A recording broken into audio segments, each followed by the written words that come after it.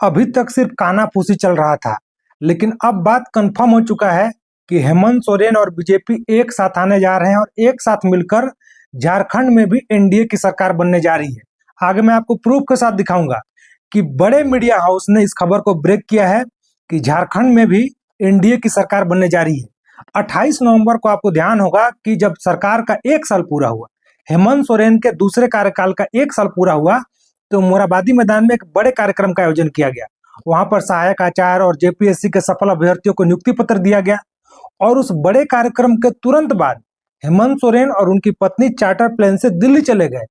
और अभी तक, यानी मैं 2 दिसंबर को आपसे बातचीत कर रहा हूं, तो अभी तक हेमंत सोरेन दिल्ली में ही है और चर्चा है कि दिल्ली में हेमंत सोरेन ने बीजेपी के बड़े नेताओं से मुलाकात की है।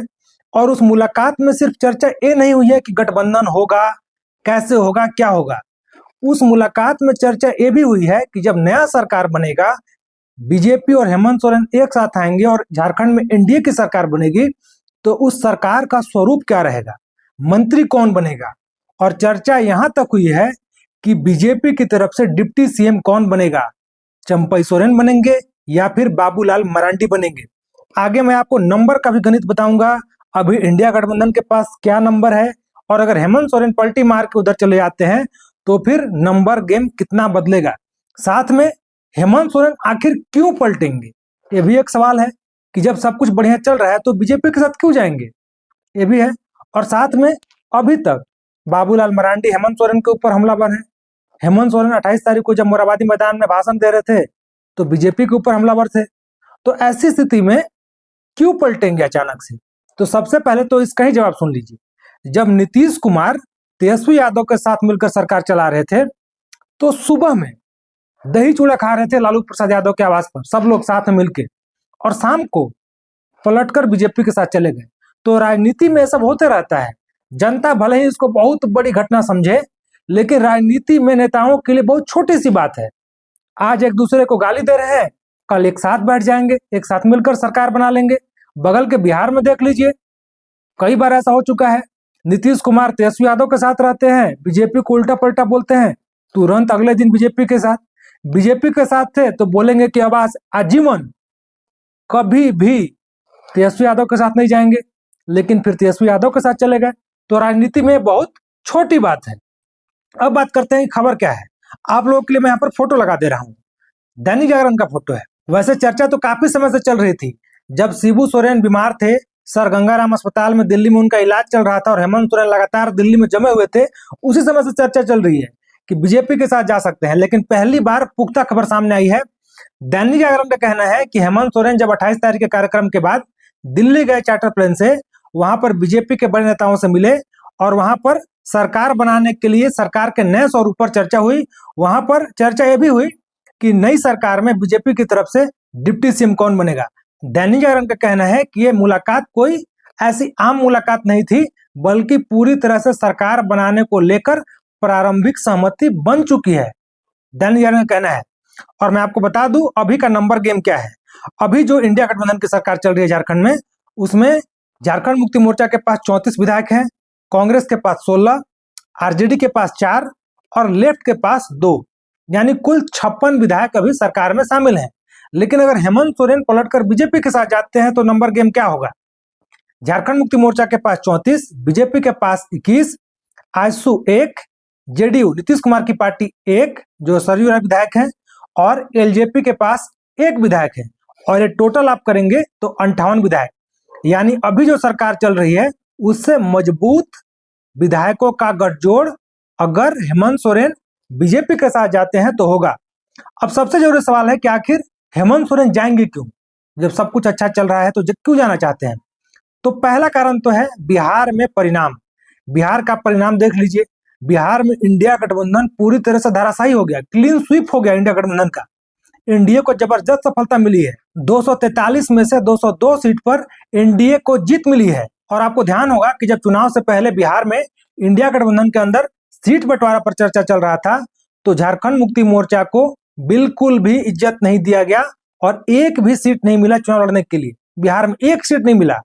और वहीं जब पिछले साल 2024 में झारखंड में चुनाव हुआ तो आरजेडी को इंडिया गठबंधन में सम्मान भी मिला, उचित सीट भी मिला, 4 विधायक जीत कर भी आए आरजेडी के, और उनके एक मंत्री भी हैं अभी वर्तमान में झारखंड सरकार में।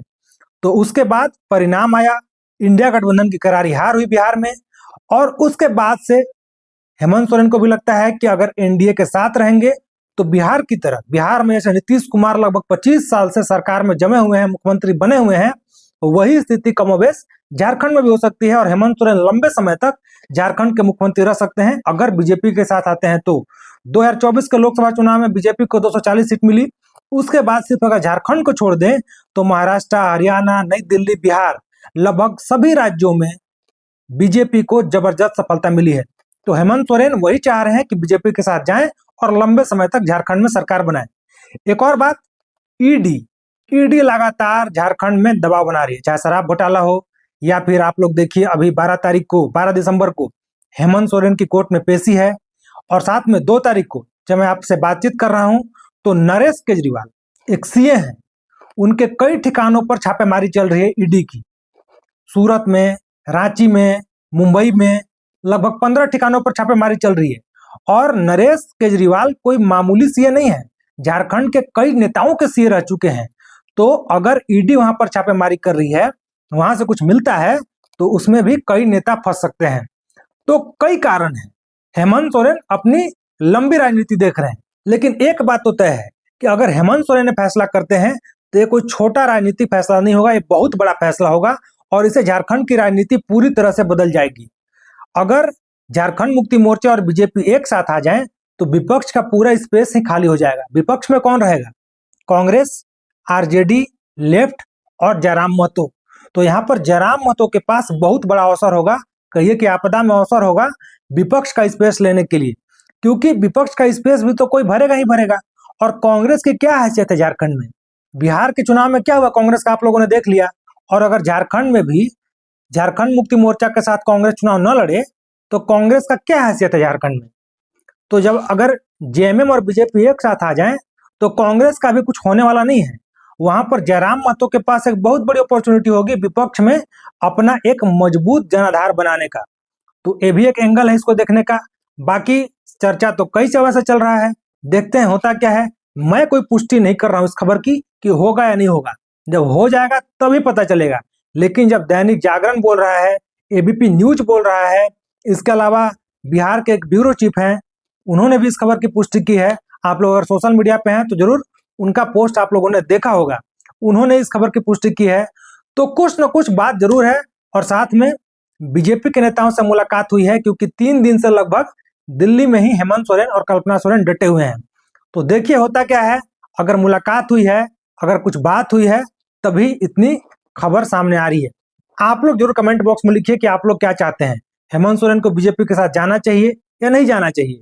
अगर बीजेपी के साथ जाते हैं हेमंत सोरेन तो आप लोगों की क्या इसमें राय है, आप लोग क्या सोचते हैं इसके बारे में? झारखंड के लिए अच्छा होगा, झारखंड के युवाओं के लिए अच्छा होगा, क्योंकि झारखंड में बेरोजगारी बहुत बड़ी समस्या है। तो अगर हेमंत सोरेन बीजेपी के साथ जाते हैं तो क्या किसी का भला होगा या नहीं होगा, सबसे बड़ा सवाल यही है। तो आप लोग जो भी इसके बारे में सोचते हैं, आप लोगों की जो भी इसके बारे में राय है, कमेंट बॉक्स में जरूर लिखिए, अपनी राय जरूर बताइए। साथ ही आगे जो भी होगा सबसे पहले आपको यहाँ पर अपडेट देने का प्रयास रहेगा। तो अगर आप चैनल पर नए हैं तो चैनल को सब्सक्राइब जरूर कीजिए, वीडियो को लाइक कीजिए, शेयर कीजिए, और अगर आप ये वीडियो फेसबुक पे देख रहे हैं तो फेसबुक पेज को भी फॉलो जरूर कीजिए।